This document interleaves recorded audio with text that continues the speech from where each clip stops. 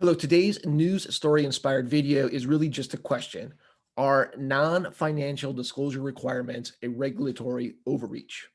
This is in the news because the Attorney General of Virginia and others are threatening to sue the SEC over ESG, environmental, social, and governance regulations, claiming that this is regulatory overreach, claiming that these metrics have nothing to do with financial performance, and that it's, in a sense, a violation of these companies' free speech to have to disclose this information, arguing for free silence, I suppose.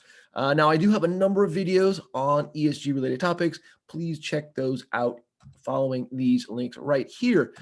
We should note that there already are provisions out there for companies to follow. In fact, there are 211 different regulations out there. Now, in all fairness, 154 of these are voluntary, but there are a significant number of mandatory disclosures that include things like pay ratio and this SK regulation, etc. Also, if we look at the S&P 500, we can see that these companies are already largely reporting this type of information already, and the trend is definitely going to all companies eventually reporting this information. I should also point out that in Europe, this is already the case, right? There is this non-financial reporting directive, and it has been in place since 2018. Companies there are required to report this information.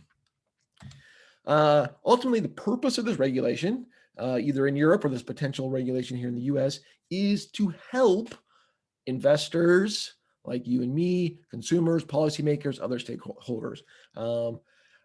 I would argue that this non-financial performance information is important to investors.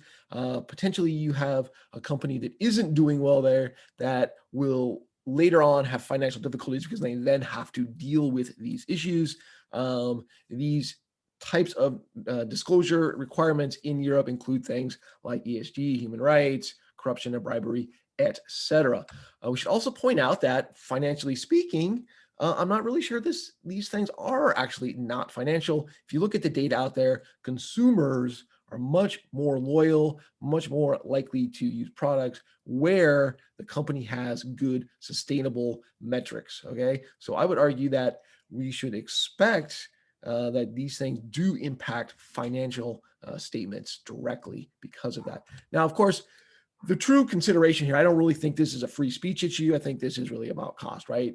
These people are trying to protect companies because the companies don't want to go through the cost and trouble, et cetera, to keep track and disclose this information. I think ultimately that's what's driving the objections to these potential new rules here in the US.